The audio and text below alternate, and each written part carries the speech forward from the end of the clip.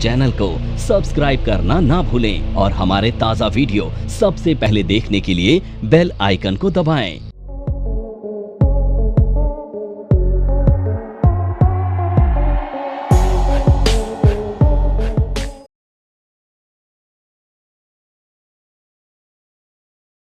जो आप ऑर्डर डालते हैं ना, उनके टाइप होते हैं।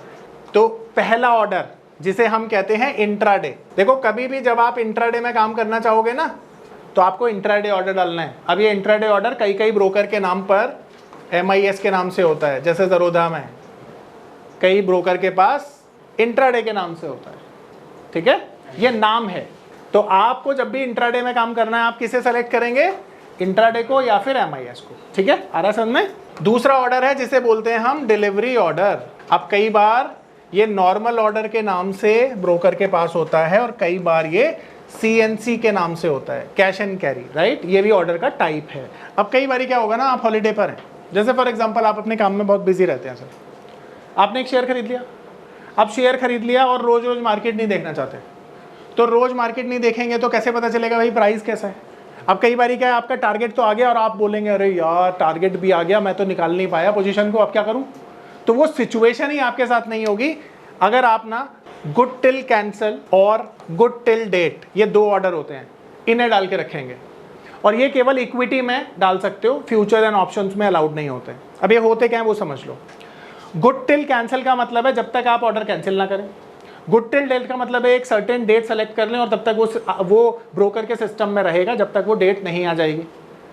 तो आपने इन दोनों ऑर्डर्स को अगर लगा दिया तो आप घूमने के लिए चले गए 15 दिन में और आपका टारगेट आ गया, तो आपको ऑर्डर डालने की ज़रूरत नहीं है। आपका जो टारगेट आया है वहीं पर स्क्वायर ऑफ हो जाएगा आपका ट्रेड। तो उसी को कहते हैं गुड टिल कैंसिल। जब तक आप कैंसिल ना करें या टारगेट ना आ जाए, या एक डेट सेलेक्ट कर लें जितने तक आप चाहते हैं ये इतना मेरे सिस्टम में रहे, एग्जिस्ट करे। तो आसान है, अगर घूमने जाना है तो इस ऑर्डर को सेलेक्ट करके जा सकते हो। अब इसे एक एग्जांपल की मदद से समझाता हूँ। मान लेते हैं आज मैं घूमने जा रहा हूँ 15 दिन के लिए, तो 15 दिन में मार्केट नहीं देखूंगा। मैंने एक शेयर खरीदा 100 रुपये का और मेरा टारगेट 125 रुपये का मैं लगा दूंगा, अगर अलाउ करेगा सिस्टम मुझे। वैसे नॉर्मली 20% ऊपर के सिस्टम कभी नहीं लगते हैं, तो मैंने 108 रुपये की बिड लगा दी 8% ऊपर, तो सिस्टम में एक्सेप्ट कर लिया और वो सिस्टम में रहेगा। अब 3 दिन बाद वो 108 रुपये का रेट आया, तो मेरा जो ट्रेड है वो हो जाएगा, मुझे करने की ज़रूरत नहीं है। और फिर मेरे को कैसे पता चलेगा, मैसेज आ जाएगा मेरे पास, ट्रेड हो गया आपका। अगर ब्रोकर का सिस्टम मेंटेनेंस पे चला गया तो सारे के सारे ऑर्डर्स कैंसिल कर देता है ब्रोकर और दोबारा से आपको अपडेट करता है कि जो भी आपने ऑर्डर लगाए थे ये कैंसिल हो चुके हैं और प्लीज़ दोबारा लगाइए। ठीक है, ये ब्रोकर आपको मैसेज देगा। आ रही मेरी बात समझ में। एक होता है टिक साइज। टिक साइज क्या होता है, शेयर जब ऊपर नीचे जाता है ना, उसे टिक साइज बोलते हैं। मान लेते हैं 100 रुपये का शेयर है, तो 100 रुपये से जब ये ऊपर जाएगा तो कैसे ऊपर जाएगा, 100 रुपये 5 पैसे 10 पैसे 20 पैसे या नीचे भी इस तरह से जाएगा। तो ये जो 5 पैसा है ये टिक साइज है, इसे कहते हैं टिक साइज, यानी मिनिमम इंक्रीज और डिक्रीज ऑफ द शेयर। ठीक है, अब यहाँ पर ध्यान रखिएगा, NSE ने ना टिक साइज को 250 रुपये के नीचे वाले शेयर का 1 पैसा कर दिया। पहले 5 पैसा था, अब 1 पैसा कर दिया। अब आप 1 पैसे के मल्टीपल में बिड डाल सकते हो, उसी को टिक साइज बोलते हैं। तो अभी देखो एक और चीज़ है कि ऑर्डर मैचिंग कैसे होती है वो समझते हैं। इसका प्रोसेस वैसे तो मैं आपको वैसे बता चुका हूँ, पर अब डिटेल में बता रहा हूँ। तो मैं आपको बता चुका हूँ एक बात कि कोई भी बायर कोई भी सेलर जब तक एक प्राइस पर खरीदने और बेचने के लिए तैयार नहीं होते, कोई भी ट्रेड एग्जीक्यूट नहीं हो सकता। ठीक है जी। अब स्टॉक मार्केट में भी करोड़ों लोग हैं जो बाय सेल कर रहे हैं, सबके ट्रेड कब एग्जीक्यूट होंगे कब नहीं होंगे डिपेंड करेगा कि सेम प्राइस पर दोनों बायर और सेलर अपनी इच्छा से बेचने के लिए तैयार हो जाएं, वही प्राइस मार्केट में ट्रेड होगा। और इसके लिए ऑर्डर मैचिंग होती है। तो ऑर्डर मैचिंग के 2 प्रोसीजर होते हैं, पहला बाय टाइम और दूसरा, यानी पहला होता है बाय प्राइस और दूसरा होता है बाय टाइम। अब बाय प्राइस क्या है और बाय टाइम क्या है, इसे एक एग्जांपल से समझते हैं। मान लेते हैं मैं एक शेयर बेच रहा हूँ 100 रुपये का, आप उसे खरीदना चाहते हैं, आप भी खरीदना चाहते हैं।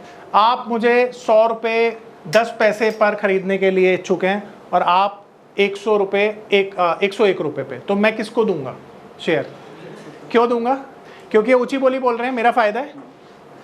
तो बाय प्राइस का मतलब क्या है कि जो ऊंची बोली लगाएगा उसको शेयर पहले मिलेगा। पर कई बार सिस्टम ये होता है पहले आओ पहले पाओ। अगर आप दोनों ही 101 रुपये देने के लिए तैयार हैं, तब मैं चुनाव कैसे करूंगा, फिर आप में से जो पहले आएगा उसको दे दूंगा। ऐसा ही है। पहले बिड लगाए टाइम। तो स्टॉक मार्केट में भी अगर आप ऊंची बोली लगाएंगे तो आपको शेयर पहले मिलेगा, पहले आएंगे तो भी पहले मिलेगा। अब देखो इतने सारे करोड़ों लोगों में बिड तो क्या कहते हैं उसको, क्लैश करती है। आपने ट्रेड डाला, दोनों ने 10 बजे डाला, क्योंकि इतने सारे लोग जब डालेंगे तो टाइम भी तो सेम हो सकता है और प्राइस भी सेम हो सकता है। तो जो ऑर्डर मैचिंग होता है वो इस मैकेनिज्म से होता है कि अगर आपने ऊंची बोली लगाई चीज़ पहले मिलेगी। आप टाइमर बेस्ट हैं, अगर दोनों में क्या हो गया, क्लैश हो गया, 100 रुपए में आप दोनों बाय करना चाहते हैं, फिर मैं टाइम देखूंगा कौन पहले आया है उसको दूंगा। आ रहा है समझ में? तो by price by time. Market में ए और बी ये दोनों बायर हैं, दोनों शेयर खरीदना चाहते हैं आईटीसी का, दोनों बाय करना चाहते हैं कितने पर, 430 रुपए पर, 430 रुपए पर। दोनों जो क्वांटिटी लेना चाहते हैं वो है 1000। अब एक एक्स है, ये है सेलर, अब इसके पास आईटीसी के 2000 शेयर हैं, 2000 क्वांटिटी, और ये उसको सेल कर रहा है 430 में। कोई दिक्कत आई? दोनों को 1000 शेयर मिल गए। समस्या कब आएगी? जब इसके पास केवल 1000 शेयर है। अब ये किसको देगा? अब फैसला होगा जो पहले आएगा टाइम के हिसाब से। पर अगर दोनों का टाइम भी सेम है, प्राइस भी सेम है, तो फैसला कैसे होगा? शाबाश, दोनों को आधा आधा मिल जाएगा। आ रहा है समझ में? और थोड़ा हमने डिटेल में सीखा तो ऐसे होता है। अब मैं आपको ना स्टॉप लॉस बता रहा हूँ, इसकी कहानी भी बताऊंगा, और ये कहानी रियल मतलब सिचुएशन पे बेस्ड है। अब ध्यान से सुनना सब लोग, ठीक है? हाँ, तो मार्केट में जब आप आते हो ना, तो आपने कोई शेयर बाई किया 100 रुपये पर, तो आप इसे 90 पे बेचना चाहोगे या 120 पे बेचना चाहोगे? तो आपका जो टारगेट होगा वो ऑफकोर्स 100 रुपये से ऊपर ही होगा ना? अब ये 100 रुपये के ऊपर अगर आपका टारगेट होता है तो आपका प्रॉफिट होगा या लॉस? Profit of course. तो इस दुनिया में कौन है जो लॉस लेने के लिए मार्केट में आया? कोई है? सभी तो प्रॉफिट करने आए हैं। पर क्या प्रॉफिट होता है? एज पर सेबी डेटा भाई 99% लोग लूज़ कर रहे हैं, 1% कमा रहे हैं। और स्टॉक मार्केट में भी फिर ये प्रोपोर्शन 90-10 का है, मतलब 90% लोग लूज़ कर रहे हैं, 10% ही कमा रहे हैं। अब सवाल ये उठता है कि यहाँ पर वो लोग कौन हैं जो कमा रहे हैं? वो डिसिप्लिन लोग हैं जो फॉलो कर रहे हैं किसको? डिसिप्लिन को। अब मेरा आपको एक सवाल है, ये मैंने जब अपने करियर की शुरुआत की थी तो एक एडुकॉम सॉल्यूशंस के शेयर हुआ करता था, और वो 5500 के भाव पे 5500 के प्राइस पे चलता था। 2 रुपये का शेयर है, 2 रुपये का। अभी तुमने देखा बच्चों के स्कूलों में क्या होता है? स्मार्ट बोर्ड लगे होते हैं, स्मार्ट क्लासेस होती हैं। पहले थोड़ी होता था, 20 साल पहले स्मार्ट क्लासेस थोड़ी होती थी। 20 साल भी छोड़ो, 15 साल पहले कहाँ होती थी? 2011, 2014, हाँ मुश्किल से 15 साल पहले ही सिस्टम आया है, ठीक है? अब यहाँ पे समझाने की कोशिश कर रहा हूँ, ध्यान से सुनना, और ये सच्चा केस है और इसी से अपनी बात भी रखूंगा। तो एडुकॉम सॉल्यूशन करके एक शेयर था। अब ये शेयर का प्राइस था 5500 का, और किसी इंसान ने ये 5500 का शेयर खरीद लिया, ठीक है? फील करना इसे, आप सबके पास है ये, ठीक है? फील करोगे तभी समझ पाओगे। अब ये जी, अब ये आ गया 4000 का, एंड तुम्हारे पापा ने ना तुम्हें डिपॉजिट करने के लिए 1 लाख रुपए दिए एफडी में। तो तुमने पापा को एक स्कीम समझाई, क्या पापा 6% का ब्याज मिलेगा आपको? अरे मेरे को दो पैसा, मैं आपको 20% कमा के देता हूँ। अच्छा, हमारे फादर जो होते हैं ना, बड़े प्रैक्टिकल होते हैं, मेहनत से पैसा कमाया होता है, तो हमारी बातों में नहीं आते, क्योंकि उनको पता है कि इतना काबिल होता है ना तो ये बात ही नहीं बोलता। क्योंकि 20% का रिटर्न अगर कमाना पॉसिबल होता तो मैं भी कमा रहा होता, यानी पिता अपने बारे में सोच रहा है और अपने बेटे को ये बोल रहा है कि बेटा कब तू बड़ा होगा, समझदार हो जा। पर वो खाना छोड़ देता है जिद में कि नहीं पापा, ये 1 लाख रुपए तो शेयर में ही आने चाहिए, क्योंकि दुनिया में ना उस बच्चे को ये 4000 का शेयर सबसे बड़ी अपॉर्चुनिटी लग रहा है। चलिए, 2 दिन खाना छोड़ने के बाद पिता भावुक हो जाते हैं और बच्चे को वो पैसा दे देते हैं, और वो बच्चा क्या कर रहा है? यहाँ पर और बाय कर रहा है। अब उसको लगता है कि 5500 की चीज़ 4000 की मिल रही है, 4500 तो वापस ज़रूर जाएगी, और वो सोच रहा है पापा को भी दिखा दूंगा इस बारी 20% का नहीं 25% का गेन कैसे होता है। अब शेयर आ जाता है 3000, अब ये आ गया 1000 रुपये। अब उसको ये समझ में आ रहा है कि यार मेरे बहुत सारे दोस्त हैं जो एक का दो कहते रहते हैं, पर उनके पास कोई प्लेटफॉर्म नहीं है। तो अब दोस्तों को स्कीम समझाएगा वो, क्या भाई तुम कहाँ फंसे पड़े हो इन चक्करों में, मुझे दो पैसा, मैं एक का दो करता हूँ। क्योंकि ना उसको ये लगता है कि 5000 की जो चीज़ 1000 रुपये पे आई है ना, 2000 तो वापस ज़रूर जाएगी। ऐसा लगता है उसको, और फिर ये आ जाता है 500। सबसे पैसा रेस कर लिया है उसने सबसे, और अब घर में चुपचाप बैठा हुआ है वो, कुछ चुपचाप। वो बोलता है अब इस बंदे का सबसे बड़ा दुश्मन वही इंसान जो इसे ये पूछ ले कि क्या हुआ मेरे पैसे का, सबसे बड़ा दुश्मन। अब ये शेयर आ जाता है 100 रुपए का। देखो यहाँ पे जोक कर रहा हूँ मैं। अब उसको ये पता था कि एक किडनी से भी जिंदा रहा जा सकता है, तो वो उस सिचुएशन तक सोच लेगा कि काश मेरी एक किडनी कोई खरीद ले और मुझे फंडिंग कर दे और मैं ये शेयर 100 रुपए का ले लूँ, क्योंकि 100 का 200 तो ज़रूर होगा। और जब ये शेयर ना 1 रुपए पे आ जाता है ना, तो उसको ये समझ में आता है कि क्यों मैंने ना उस दिन इस शेयर को नहीं निकाल दिया था जिस दिन ये शेयर ना गिर के 4000 हुआ था। अब वो ना सारी चीज़ें सोचता है और फिर अल्टीमेटली ये सोचता है कि काश मुझे ये बताने वाला कोई होता। और उस दिन मैं बोलता हूँ डंके की चोट पे कि भाई मैंने तो तेरे को पहले भी बोला था कि मैं अपना काम ईमानदारी से कर रहा हूँ, आ मिल मेरे से सीख ले, तू ही नहीं माना। समझ रहे हो बात को? देखो मैं एक चीज़ बताना चाहूँगा यहाँ पे, अगर आपको ना अधूरी नॉलेज है ना, तो आप अपने काम में कभी ऊंचाइयों को ना हासिल ही नहीं कर सकते। तुमने एक कहावत सुनी बचपन में, मुंगेरी लाल के हसीन सपने, एक सीरियल भी आता था। आपका दिमाग ना और दिल दोनों ऑपोजिट डायरेक्शन में काम करते हैं। क्या ये बात जानते हो आप?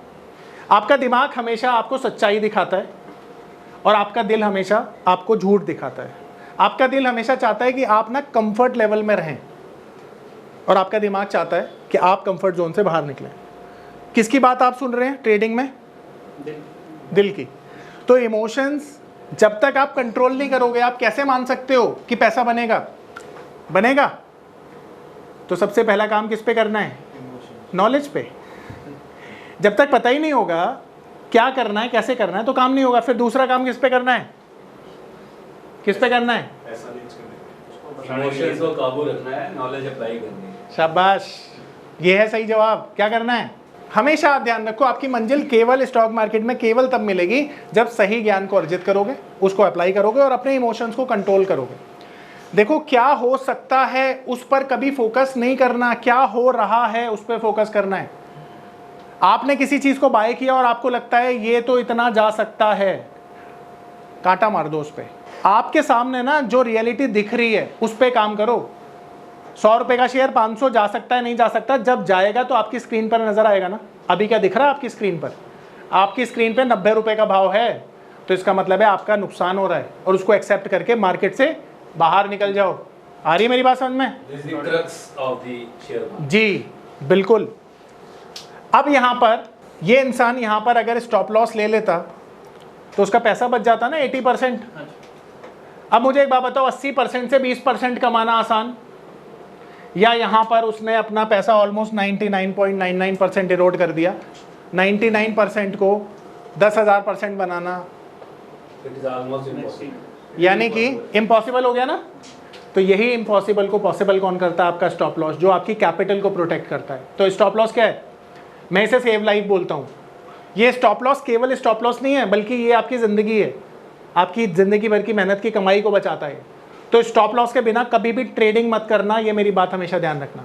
एक छोटा लॉस लेना हमेशा बड़ा होता है कैपिटल इरोड करने से। तो हमेशा छोटा लॉस लेके मार्केट में एक्सेप्ट कर लेना और बाहर हो जाना। जैसे बहुत सारी बार क्या होता है ना, हम ऐसे बोलते हैं, देखो मैंने अपने 14 साल के एक्सपीरियंस में ये देखा है कि बहुत सारे समझदार लोग होते हैं वो स्टॉप लॉस लगाते हैं, और बहुत सारे समझदार लोग होते हैं जो स्टॉप लॉस नहीं लगाते हैं, और बहुत सारे लोग होते हैं जो कि सही स्टॉप लॉस लगाते हैं। तीसरी कैटेगरी भी है।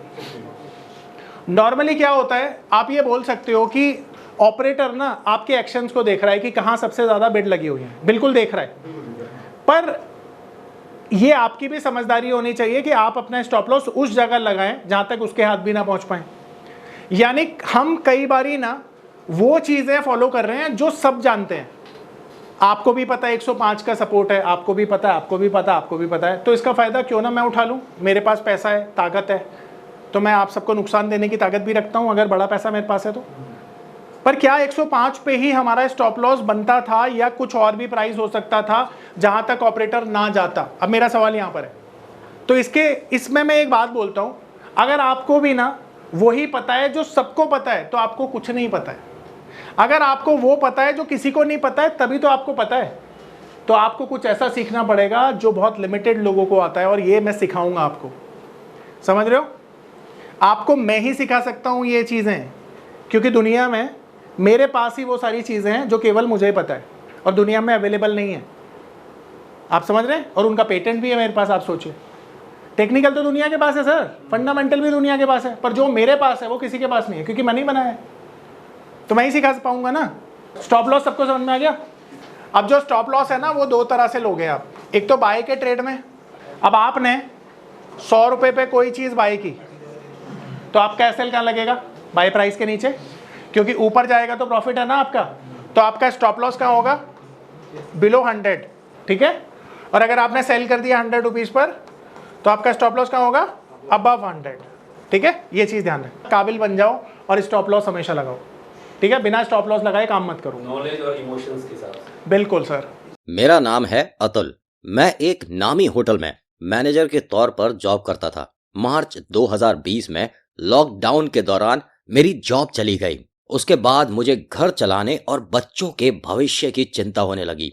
फिर मैंने शेयर मार्केट के फील्ड में ऑनलाइन कुछ करने का प्लान किया, लेकिन मुझे शेयर मार्केट का ABCD भी नहीं आता था। फिर मैं एक ऐसे प्लेटफॉर्म को खोजने लगा जो मुझे घर बैठे सही और सरल भाषा में शेयर मार्केट में ट्रेडिंग करना सिखा सके। तभी मुझे मिला NIFM का online education platform www.onlinenifm.com। NIFM के ऑनलाइन एजुकेशन प्लेटफॉर्म पर बहुत से ऐसे कोर्स थे जिनसे मैं अपने स्टॉक मार्केट में इन्वेस्टमेंट और ट्रेडिंग के सपनों को पूरा कर सकता था, जैसे कि stock market trading beginners course, NIFM certified smart investor course, advance level smart investor course, technical analysis course, fundamental analysis course, options trading strategies, research analyst certificate course, diploma in financial market course और ना जाने ऐसे बहुत से course उपलब्ध है। फिर मैंने www.onlinenifm.com की साइट पर जाकर NIFM का NIFM certified smart investor course को ऑनलाइन परचेज किया, जिसको सीखने के बाद मैंने जाना कि शेयर मार्केट से पैसा कमाना कितना आसान है। बस आपको एक सही प्लेटफॉर्म की जरूरत है, जो है www.onlinenifm.com। NIFM के ऑनलाइन प्लेटफॉर्म की वजह से मैंने लॉकडाउन के दौरान शेयर मार्केट से अच्छी इनकम भी जनरेट की। थैंक्स NIFM, जिसकी वजह से आज मैं एक होटल मैनेजर से प्रोफेशनल ट्रेडर बन पाया। कॉल 8588688475 और विजिट www.onlinenifm.com।